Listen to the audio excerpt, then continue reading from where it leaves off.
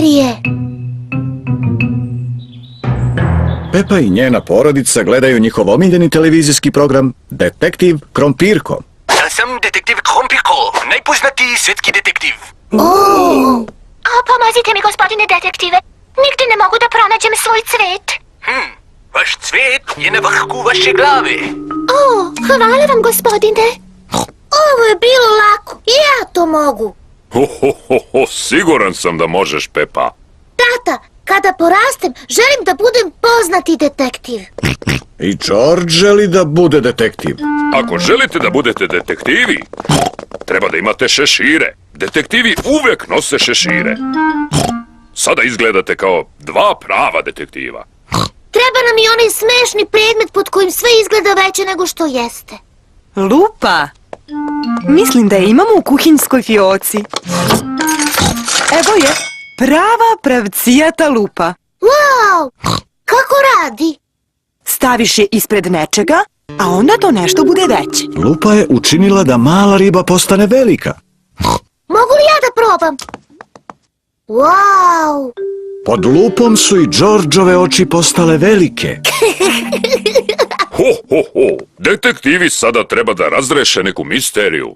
Tata, šta je to misterija? Misterija je nešto što detektivi dobro razrešavaju. Na primer, pronalaženje izgubljenih stvari. Možemo da pronađemo Georgeovu igračku dinosaurusa. On se uvek izgubi. Dinosaurus. Gospodin dinosaurus se nije izgubio. Šta je sa tvojim naočarima, tata? Uvek ih izgubiš. Danas ne. Moje naočare su tu. To nije fair. Nema ni jedne misterije. Da li želiš da ti ja napravim misteriju? Da, molim. Tata Prase će da napravi misteriju. Sada, šta je na stolu? Mala riba, Teddy, Jack u kutiji i gospodin dinosaurus. Tako je.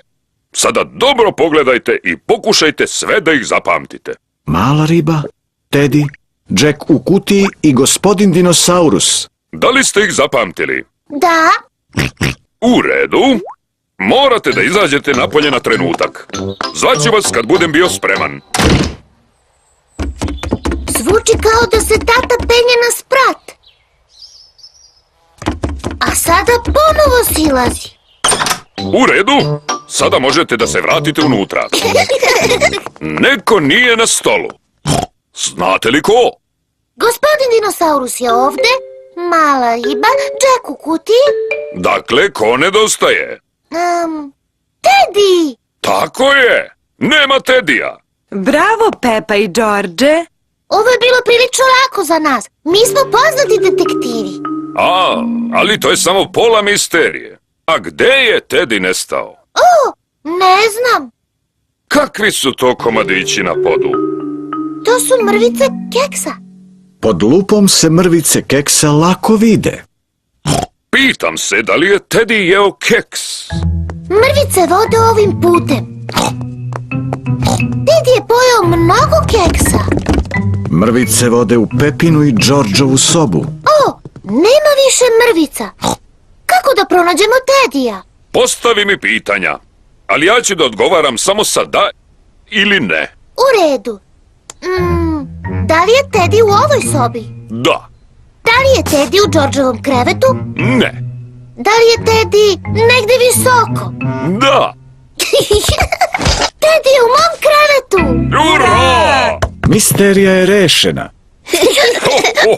Da li i dalje želiš da budeš detektiv kad porasteš, Pepa? Biti detektiv je veoma teško. Sljedeći put ja želim da pravim misterije. Baš kao ti, tata.